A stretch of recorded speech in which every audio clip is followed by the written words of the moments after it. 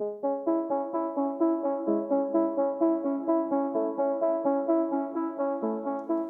I'm James Davis. And I'm Claire Davis. We're the Midlife Mentors, here to lift the lid on how to achieve health and happiness. The balanced, no-nonsense way.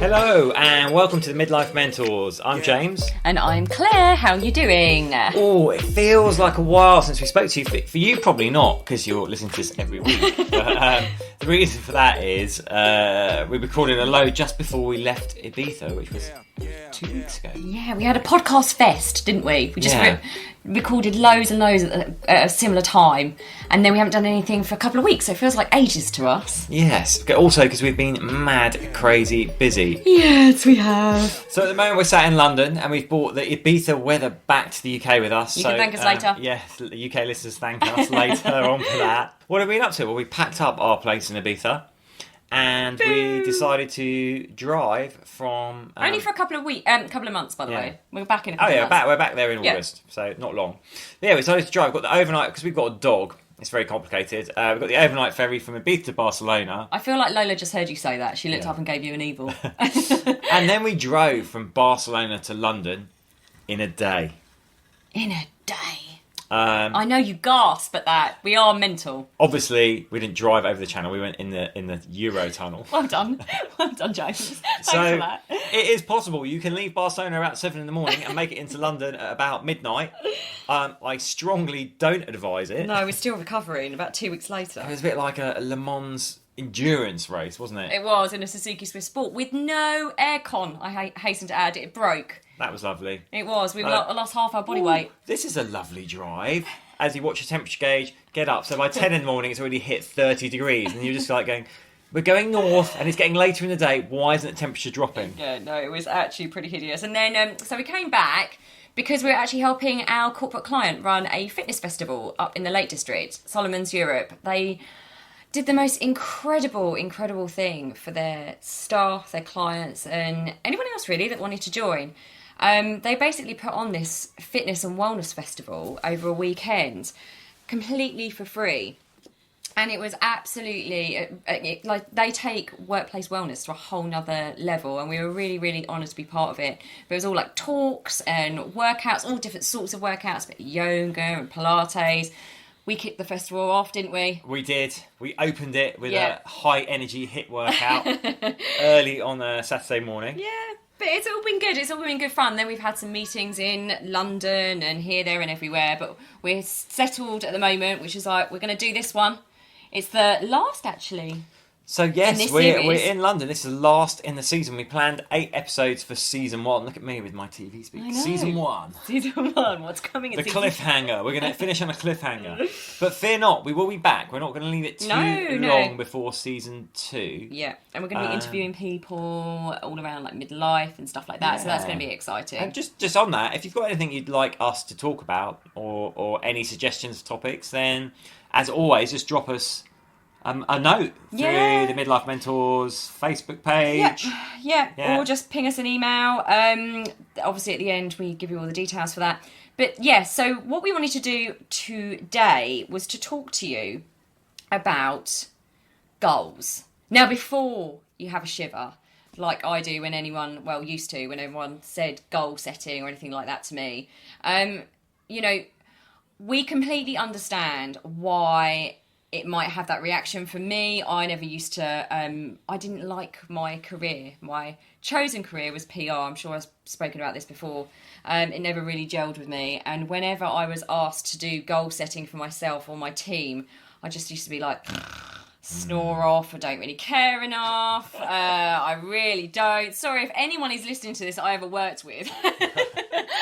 But I think you probably got the right impression that, it just never resonated with me, and I always found it really difficult to do. So I kind of avoided ever setting my own personal goals for for my health, my wellness, anything in my personal life, because I'd had that experience in the workplace. I think that's really common for a lot of people. You know, I think pretty much anyone that's had a job or been in the workplace will have at some point have been forced to set goals, probably set goals for other people in their team, had the appraisals. Oh dear. So that's why we get this reaction of oh no. But here is the crazy thing, right? Why do businesses make you do that? Because they want to drive the business forward and get results. Productivity. And the crazy thing is, we've probably all done it in the workplace environment, but not done it in our personal lives. No, or they're really ambiguous. They're kind of like, I'd like to be a millionaire. Oh, well done. So does everyone. Like where's any focus on how you're going to make that come about? We have these, they're like a wish. That's not a goal, that's called a wish. And that's what we do in most of our private life, is make wishes, but actually not set goals. Yeah, true. So we need to think about our personal goals and start thinking about them now in midlife, because we're reaching like a real change point. Absolutely. And it's time to think about what you want to get from your life. So here's what we're going to talk about today. We're going to talk about one of the key things. You might be sitting there going, okay, well that's great if you know what you want, then you can set a goal, right? And a lot of people that we meet often say, okay, that's fine. It's okay for you guys because you're on a career path or whatever, and with your body, and you know exactly what you want. But what if I don't know what I want? How do I figure that out? So we're going to talk to you about how you figure out what you want, how to get what you want. Don't sing Spice Girls What again. you really want. And then the most important thing of all, I would say, is because life gets in the way, how to stay motivated, especially at midlife, when we're generation squeezed. I know we've mentioned this before, where we've got like a barrage of stuff going on in life, being pulled in every direction. How do we stay motivated on track? So I'm going to talk about the first thing Claire mentioned there, about figuring out what you want. So my school was very focused on, what you're going to do when you leave school, what you're going to do when you leave school. And some people knew, right? Some people knew, I want to be a lawyer, I want to be a doctor, I want to be a milk float driver. They knew what they wanted to do. Sorry, I don't know why I'm laughing. That's really mean. Sorry. That's great on them, but I never did. And I was made to feel bad for not knowing. And here's the thing. It's okay not to know, and if you don't know your goal, then what you need to do is just go out and try different things that you like or you think you'll like until you find the right one. The worst thing you can do is pretend to yourself the goal you're going for is the goal you want if it really isn't. Yeah, absolutely. We're going to go into that in a little bit more detail about how to do that, how to start what we call following your bliss, rather than going, I need to do that. Here's my. It's about following your bliss, but we're going to go into that a little bit more detail. But why are we talking to you about this today? We're the Midlife Mentors. Why are we talking to you about this at midlife? Well, it's a tricky time, right? We know this. It's a time when we're questioning everything, when lots of things that we thought we knew, we might be questioning. And I know that a lot of you will resonate with this, is that actually at this point in our life, it's pretty common to become quite apathetic. And I'm going to use...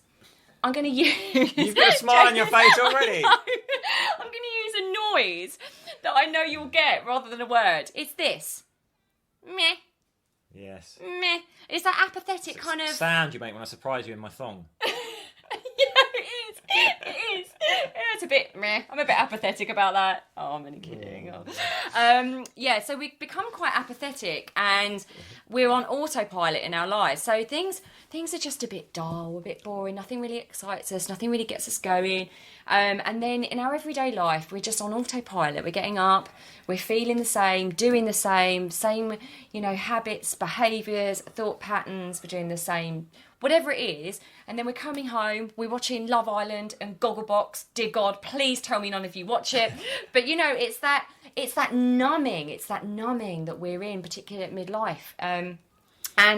It's the dread of getting out of bed. Another one is not actually feeling like you're on purpose. So again, actually having direction. This is what we want to talk to you about, having direction, having kind of like some tangible ways of how to get there and stay motivated is really important, so that you enjoy and make the most of the rest of your life. Because we're supposed to expand. We're not supposed to stop at midlife. No, and it is really, really easy to get stuck in this trap. And I was definitely guilty of it when I was younger. Not so much, Claire talks about the wishing, going, oh, I want this. That's not a goal. But having a goal, but then just somehow getting stuck doing the same thing over and over, which I think it was Einstein who said, I think, doing the same thing over and over, expecting a different result is madness. It's the definition of insanity. Definition of insanity. There we go.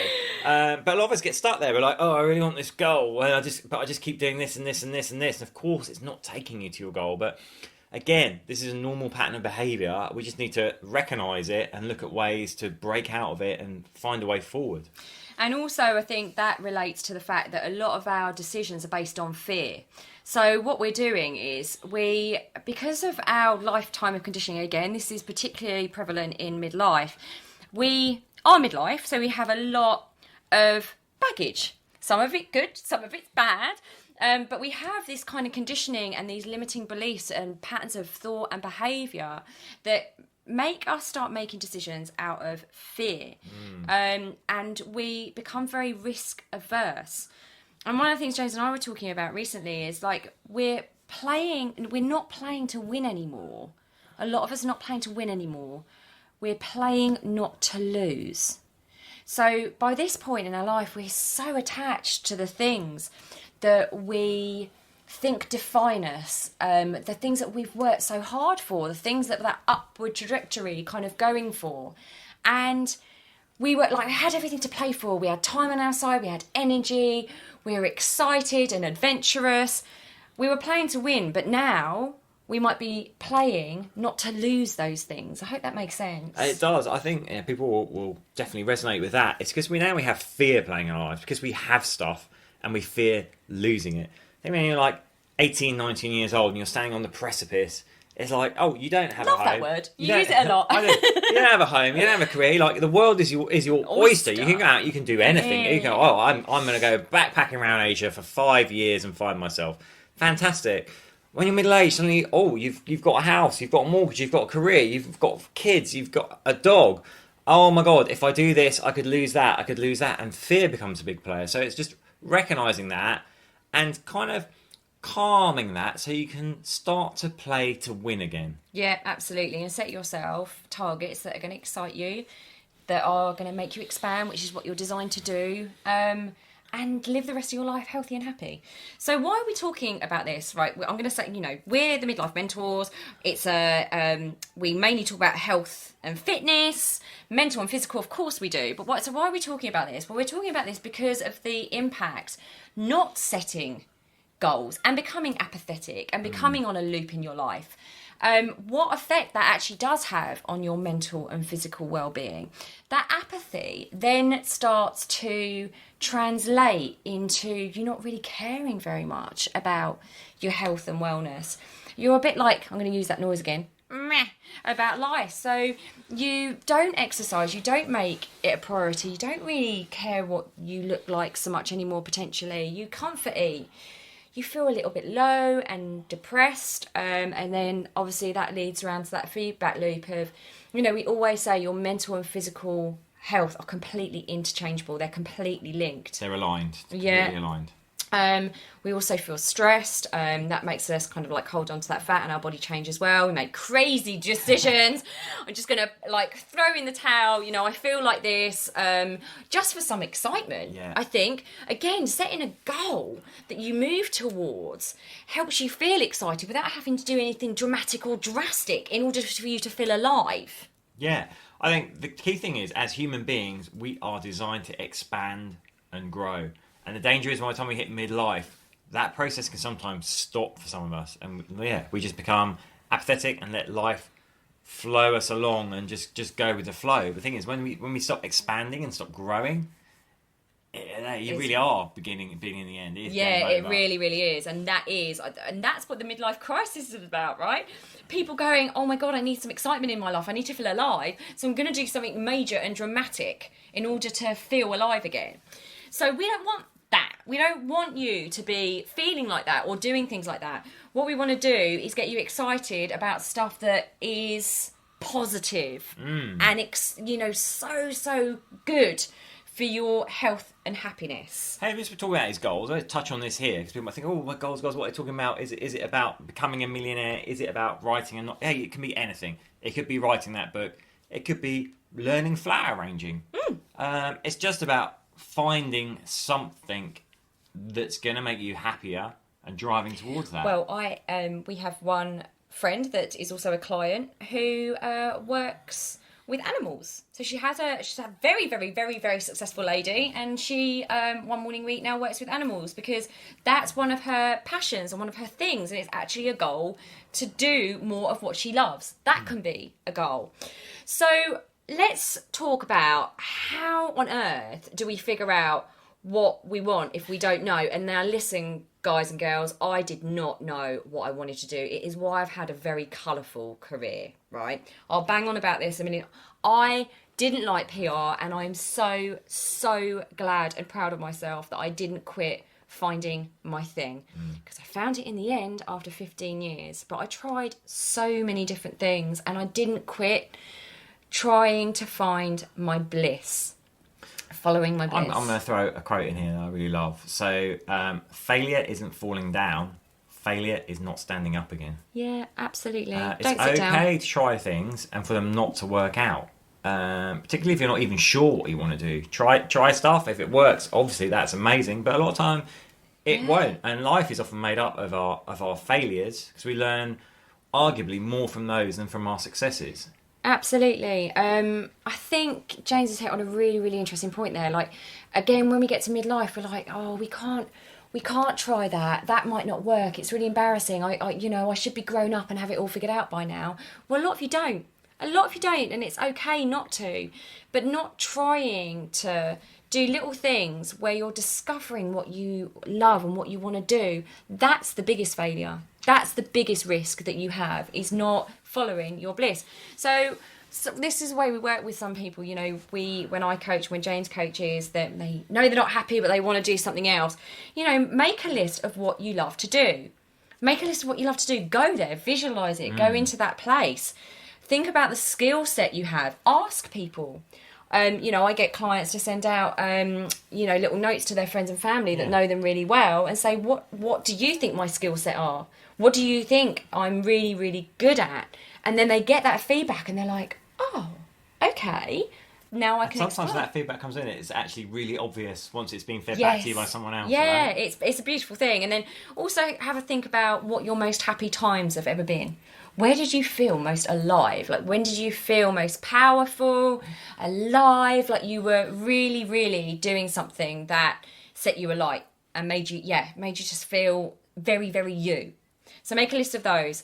And also think about what your values are. So don't be going and doing something that don't align with your values. No. That will, lack of congruence, we'd call that. Yeah. And that's just going to lead to problems. So make sure your values and what you're trying to achieve are aligned. And like we said, just don't expect, we're going to talk about this, but don't expect too much. Like, don't think it has to be the one thing, like you're set on a path. Like James said this the other day, your path to your success and happiness is not a straight line. It's not linear. It's never linear. So in my head, and it's still for me, I have to add, in my head I set a goal, I'm like, yeah, this is what I'm going to achieve. And if you imagine a graph, I've just got like a straight line going up to my goal. I'm like, that's the way I get there. It's never like that. Oh my goodness. It's squiggles, it's drops, it's backward steps, it's getting lost along the way and then finding something else. Yeah. That's life. And that's fine too. So... Yeah, and actually just not trying, like James said, is not an option. I'm going to be really morbid here. If you don't want to, when you get to the end of your life, go, well, didn't even try. This is not what we were meant to be here for, people. So go out there, try lots of different things, and just follow the things that make you feel good. Follow your bliss. You know you're on the right path when you start to feel good about what you're doing. And I'm going to throw something in here, because I actually only heard this morning from Matthew McConaughey giving a speech. Yeah. When you do find your thing, it's getting a little slightly off tangent, don't hold on too tight to it. So he was talking about, obviously acting is his passion, but he always felt this need of like, I need this role, I need this role to be successful, I need to be acclaimed, need, and he never enjoyed it, and he never got the kind of results he was looking for.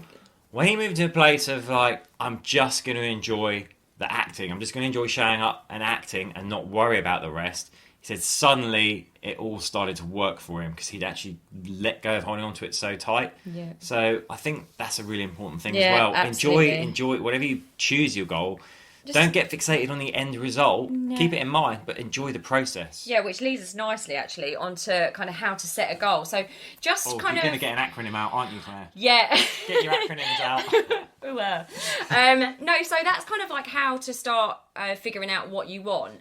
When you do know what you want, again, don't set yourself like that's the only thing. But once you've started figuring out a little bit about what you want, then set the goal.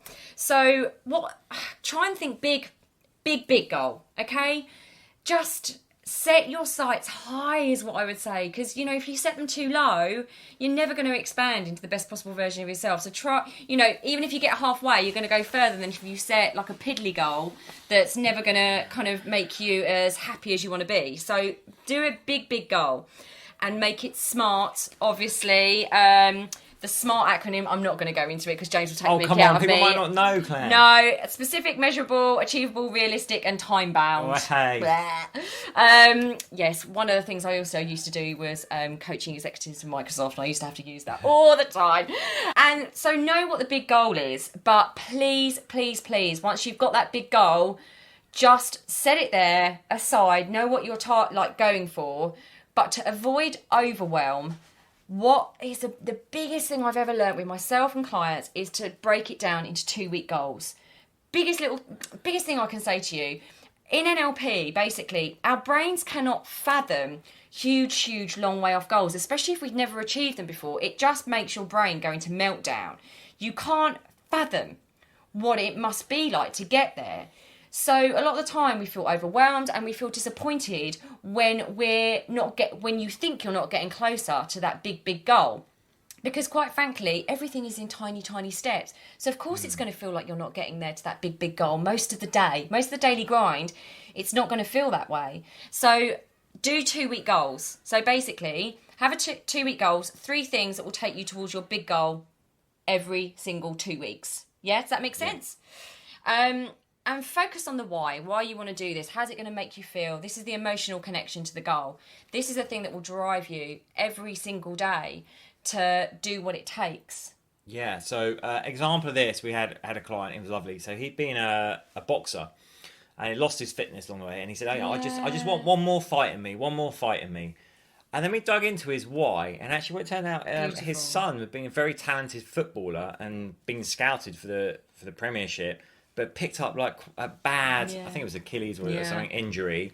And he actually realised, he got very emotional. He said, I actually want to get fit so I can play football with my son again and get him back and going. So his son had, obviously with this injury, got totally demotivated from doing it. So lost his confidence, hadn't he? In his head, his first why was like, I just want that one last fight in the ring. But actually it was all about his son and helping him get back on the rails and get back to football again, which was beautiful. It was stunning. Your why could be like to be the best parent for my children, to inspire them. It could be to actually be super successful at work, because I know I'll be more energized when I'm exercising and I'm healthy on the inside out.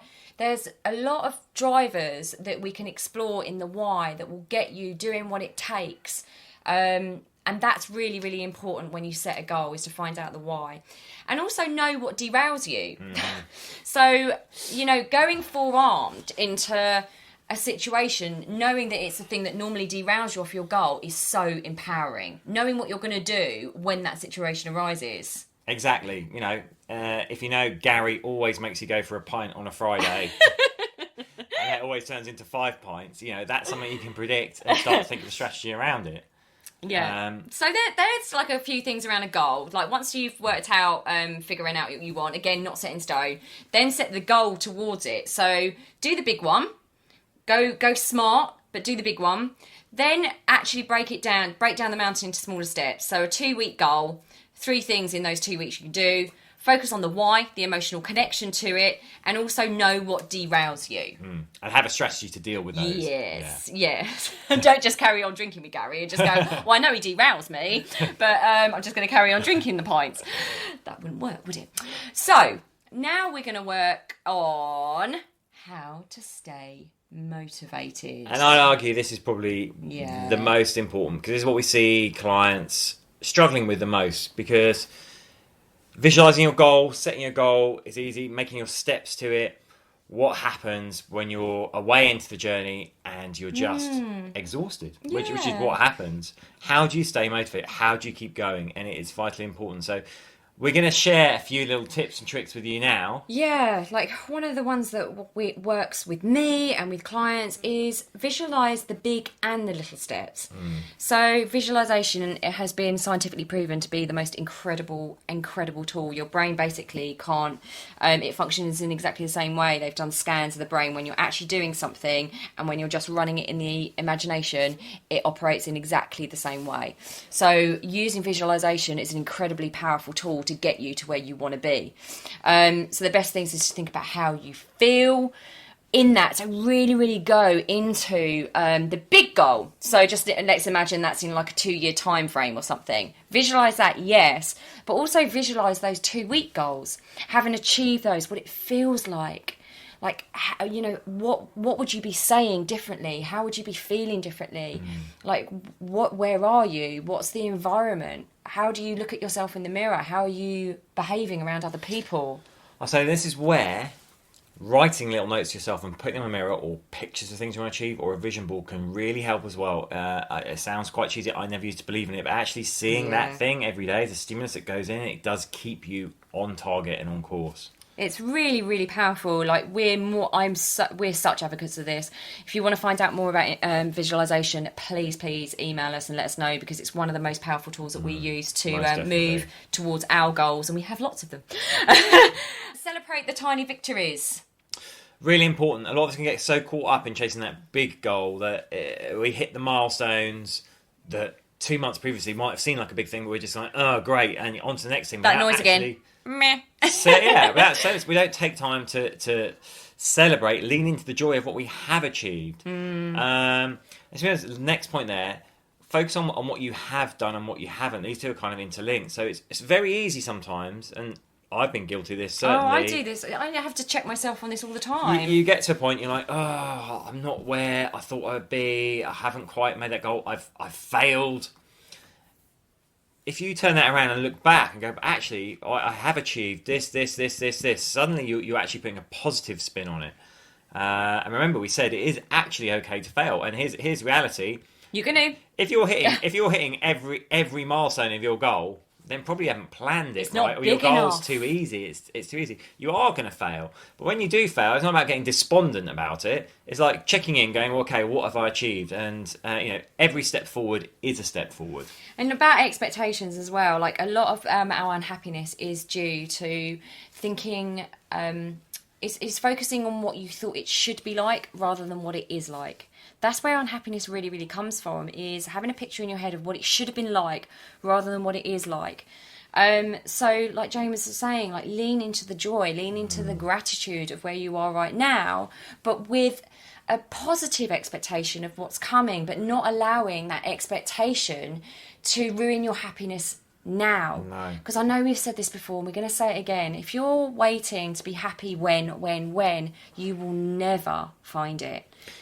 I think it's the difference between happiness and joy, right? So a lot of people see happiness as a destination. When I get to this thing or this place, whatever, then I'll be happy. But when you get there, then it's always the next thing. Just learn to be joyful in the situation you're in. Oh, I'm doing this thing and I'm loving it.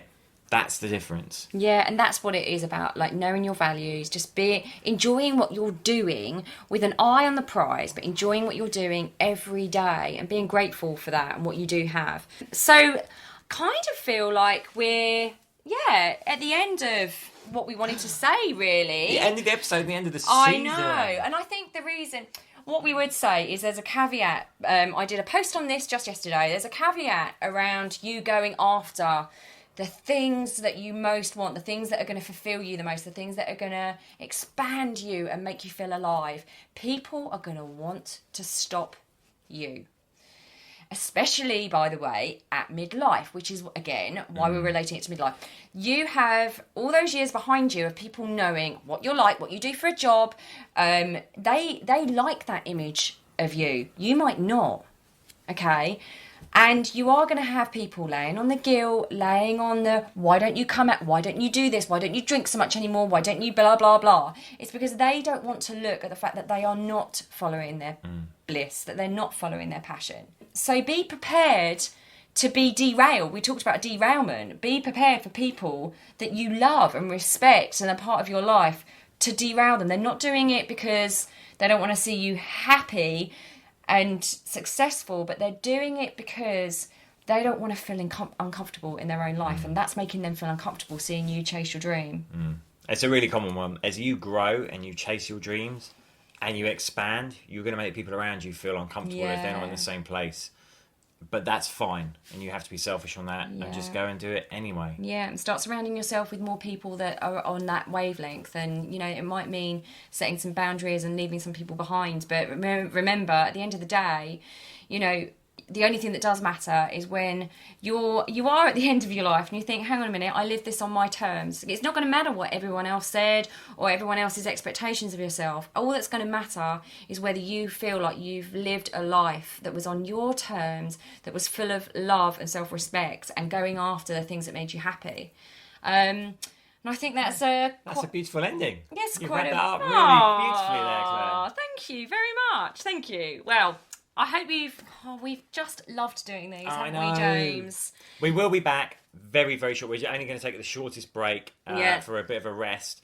But we will be back, and we hope you've loved them. We've loved doing them. Yeah, summary is go after your goals. Go chase your dreams. Go chase your dreams.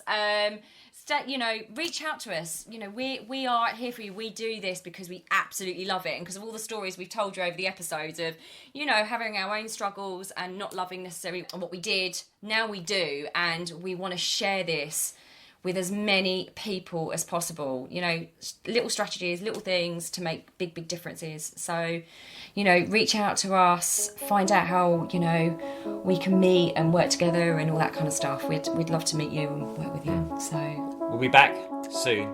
Go chase your dreams. Yeah, big hugs and love. Take care. Bye.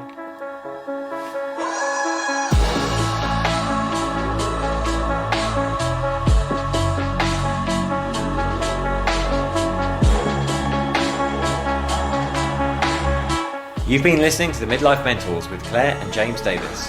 We'd love to hear from you, so drop us a line at info@themidlifementors.com with any questions or topic suggestions.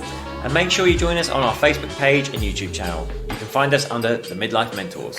Yeah.